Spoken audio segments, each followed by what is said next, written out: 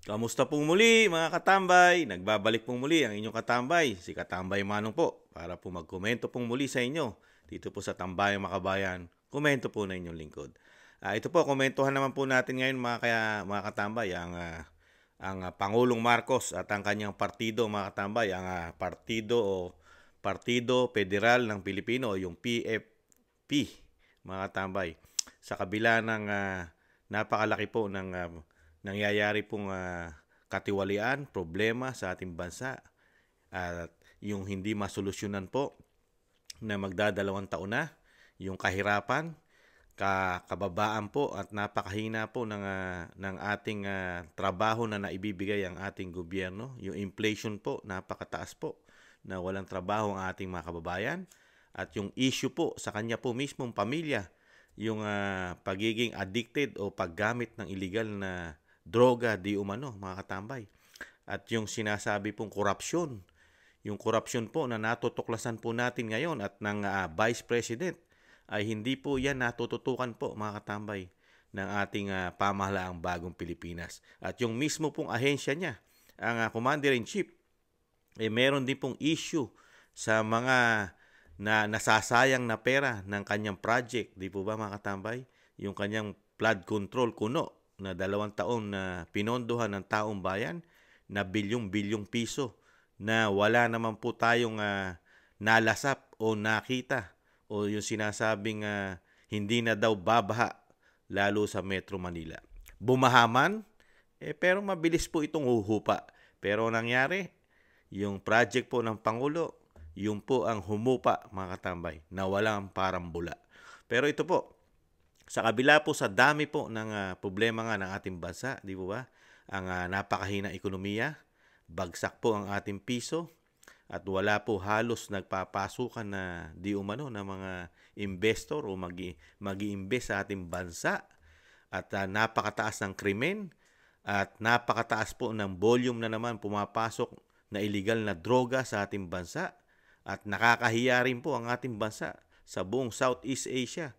Nangunguna po ang ating syudad ng Maynila sa pinakamataas na krimen sa ating bansa. At nangunguna rin po di umano sa pinaka hindi safe na ang ating bansa, na risk ang ating bansa lalo sa mga dayuhan mga katambay. Pero ang inuuna po ng ating Pangulo ng Bagong Pilipinas, ang kanyang partido political mga katambay. Pakinggan po natin ang balita na talagang handang-handa na po sila sa pamumulitika mga katambay. At komentuhan po natin. Pinatitiyak ni Pangulong Ferdinand Marcos Jr. na handa ang kanyang political party na Partido Federal ng Pilipinas o PFP para sa 2025 elections. Sa kanyang talumpati sa National Convention at General Assembly ng partido, sinabi ng Pangulo na tutulungan ng PFP ang mga kandidato ng mga kaalyadong partido sa darating na eleksyon. Binigyan din ng Pangulo na wala dapat puwang na magpakampante sa kada halalan.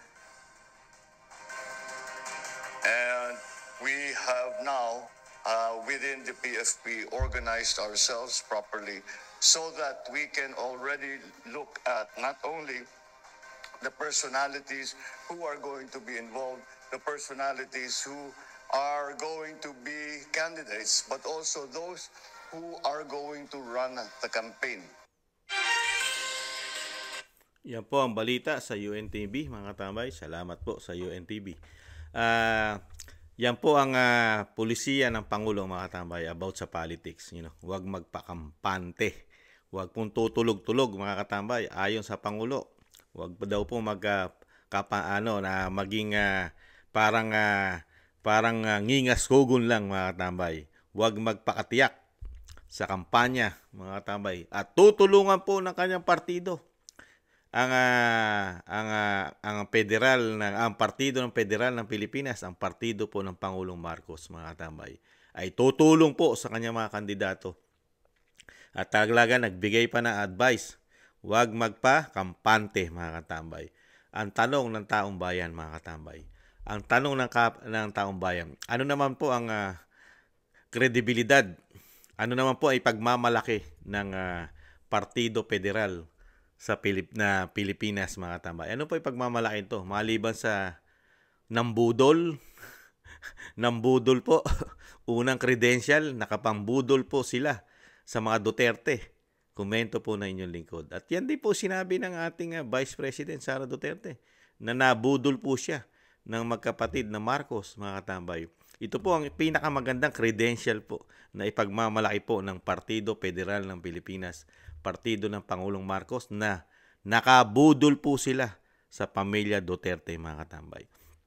At ano po ang ipagmamalaki ng ating Pangulo para endorse ang kanyang partido na ang tumatanim po sa utak ng mga Pilipino katulad ni Kamanong, yung issue po ng pagiging addicted o paggamit sa droga ng First Family kasama ang grupo ng Voltes 5 at marami pa daw di umano na sangkot dito, mga katambay. Ito po ang mag-iendorso, yung hindi masagot ang issue ng droga about sa kanya at sa kanyang pamilya.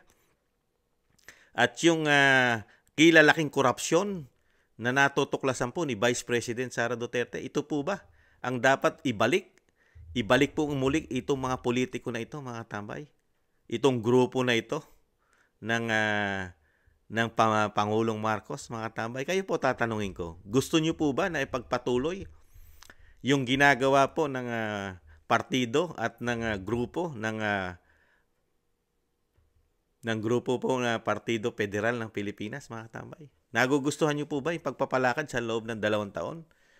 Yung mga proyekto po na ginagawa po na bilyong-bilyong piso ang nalulusaw at nawawala at tinatangay ng baha. At nakikita po natin dito sa grupo po na kaalyado ng ating Pangulong Marcos, lalo sa Kamara, yung institusyon ng Kamara, nagyayamanan po, nagiging bilyonaryo, milyonaryo. Yung pangkaraniwang mamamayan na papasok sa Kamara, ngayon po nagiging milyonaryo at bilyonaryo po, mga katambay. Ito po ay sabi po ito ng ating mga kababayan. At natutuklasan po nila, lalo po yung mga nasa Marikina. Dahil meron daw po isang kongresista sa Marikina na pangkaraniwang tao lamang. At isang guro noong mga panahon na yun. Ngayon po, ubod daw po ng yaman at isang damukal daw po ang mga luxuries na investment po ito. Nagmamahalan po. Mga imported. Lalo daw po sa mga bag at mga kasuutan nito na hindi po kayang bilhin ng ordinaryong Pilipino, mga katambay. At hindi rin po kayang bilhin ng ordinaryong guro yung mga naipundar po nito. Ito po'y kaalyado ng Pangulong Marcos, mga katambay. At yung hindi maipaliwanag na sobra-sobra po sa kaalyado ng Pangulong Marcos, natatakbo rin po muli ito, mga katambay. Yung mga dagdag, extraordinary na ginagawa po ng grupo po ng Partido Federal ng Pilipinas. Yung ginagawa po nilang dagdag na pondo sa mga ahensya. Dahil napatunayan po yan ng Vice President sa kanyang ahensya nung siya po yung nanunungkulan sa DepEd. Di ba? Ito po ba ang gusto nating iluklok muli sa 2025, mga katambay? Yung anong achievement po ang ipagmamalaki po ng bagong Pilipinas, mga katambay? Kayo po tatanungin ko. Ano po? Yung 2 taon na po. 2 taon na po. Anong achievement po? Sa mga gastusin po natin. Sige nga po. Nagtataas ang mga kuryente, tubig, pati panluto natin, gasol, pati itlog. Sumobra na taas. Karne, di ba? Gulay at isda.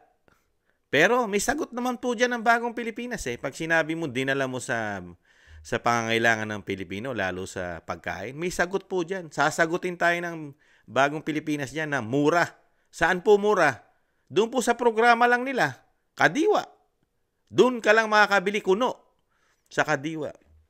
Yun ang programa nila. Ano ang solusyon? May solusyon pa rin sila. Hindi ka totoo, Manong. Hindi totoo, Manong, na naghihirap ang Pilipinas. Hindi totoo na walang ginagawang pagtugon ang gobyernong bagong Pilipinas sa mga Pilipino, lalo sa mga naghihirap at nagugutom. Sinungaling ka, Manong. May programa ang Pilipinas. May programa ang bagong Pilipinas. Sinungaling ka, Manong. Bakit? Ano ginagawa ng programa? 2 taon na. Puro ayuda. Mali ka, Manong. Nakita mo kung magpamigay kami na ayuda. Ang gobyerno, pera ng taxpayer. Daan-daang bilyon. Di po ba? Bilyon ang pinopondo po nila sa ayuda. Sa katunayan, meron na naman pong budget na proposed budget po para po sa susunod na taon na hindi po bababa sa 500 billion para po sa ayuda. Kaya sinungaling ka, Kamanong. Napakamali mo, Kamanong. Hindi ka nagsasabi ng totoo. Hindi naghihirap at nagugutom ang mga Pilipino. Dahil tumutugon ang bagong Pilipinas lalo sa ayuda. Nagbibigay ng pera, bigas, at mga pangangailangan ng mga Pilipino. Di po ba? Yan ang programang itutuloy-tuloy po ng bagong Pilipinas yata, mga katambay. Ang ayuda, kaya kailangan po ibalik ang mga grupo ng partido ng Pangulong Marcos sa susunod na halalan sa isang taon, mga katambay. Malapit na. Kaya ito po tinututukan nila, mga katambay. Pamumulitika. 2 taong pamumulitika ang ginawa halos trabaho sa atin ng bagong Pilipinas. Hindi nyo ba napansin? Binakbakan napakaaga ang pamilya Duterte, lalo ang Vice President Sara Duterte. Hindi na po lumubay. Hindi na po lumubay ang Senado at ang Kamara, itong 2 institusyon na ito. Hindi na lumubay sa pamumulitika.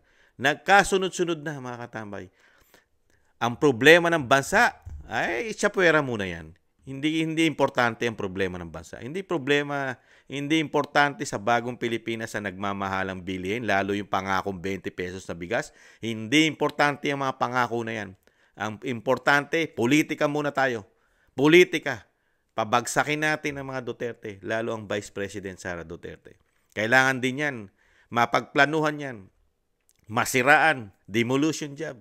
At hanggat maaari, gumagawa ng paraan ng makabayang black sa pangunguna ng isang convicted ng child abuse, Franz Castro, mga katambay, na ma-impeach ang ating Vice President. Yan po ang ma-achievement ng bagong Pilipinas at ng Pangulong Marcos. Ano po di po ba? Pagdating po sa pagkain, wala po silang gutom. Di ba? Kaya wala pong iniintindi at hindi po nakikita ng Pangulong Marcos ang kahirapan ng ating bansa, lalo sa pagkain. Dahil ipinagmamalaki niya po yung kadiwa. Yung kadiwa, doon kayo pumunta sa kadiwa at doon kayo makakabili ng murang bigas at murang gulay. Di ba? Dahil nga, nakita po natin, paano po sila gumastos ng pera ng bayan, ng taxpayer.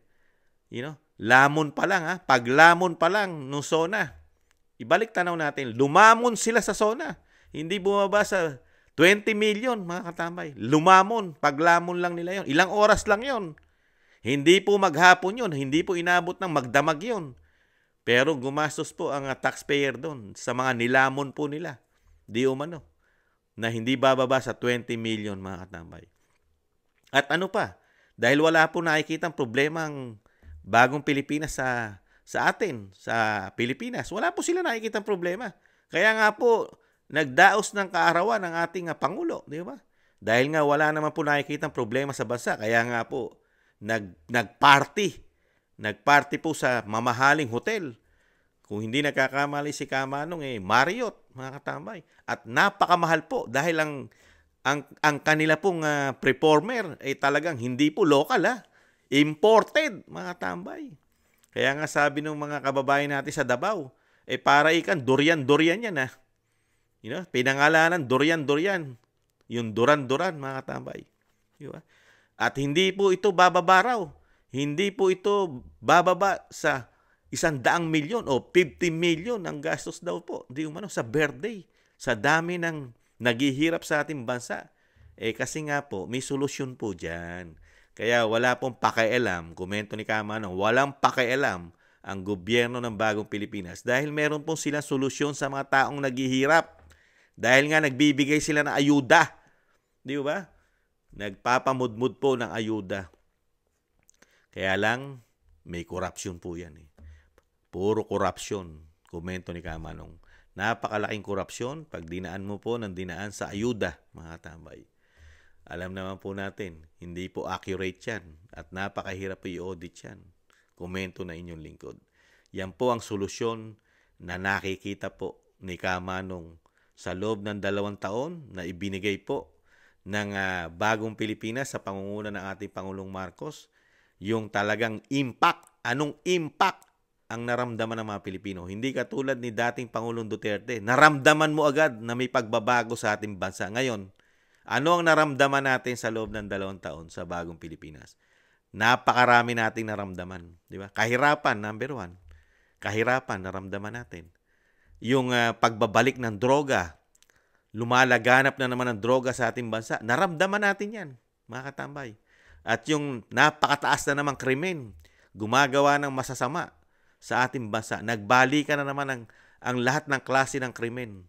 Dahil nangunguna nga po ang Metro Manila sa pinakamataas na crime rate sa buong Southeast Asia, mga katambay. Naramdaman natin yan sa bagong Pilipinas.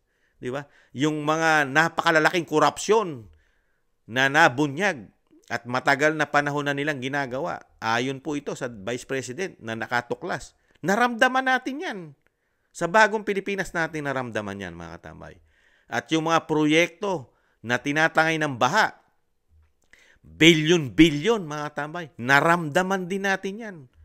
Sa bagong Pilipinas, sa loob ng 2 taon, naramdaman natin yan. Yung pagbagsak ng ating ekonomiya at pagbagsak ng ating piso, naramdaman natin yan sa bagong Pilipinas. Di po ba? At naramdaman din natin sa bagong Pilipinas yung paggamit nila ng sobra-sobrang kapangyarihan sa ating bansa. Naramdaman din po natin yan, mga katambay. Di ba? Yung pagkitil ng kalayaan na makapagpahayag, di ba? Yung freedom of speech, freedom of expression, naramdaman po natin yan sa bagong Pilipinas na nakikitil yata, mga katambay. Di ba?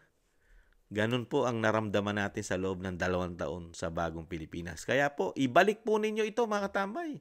Nasa inyo po yun, nasa inyong kamay. Na ibalik po itong mga ito. Lalo po yung mga nasa Senado, Kongreso, na mahabang panahon na pong binubudol ng mga Pilipino. Yan po ay galing po yan sa ating Vice President. Napakatagal na panahon na tayo binubudol ng Senado at ng Kamara. Lalong-lalo po sa kaperahan. Lalong-lalo rin sa kanilang pondo. Wala pong public hearing ang kanilang mga pondo. Sila-sila lang po ang gumagawa. Sila-sila lang ang nag-uusap, mga tambay.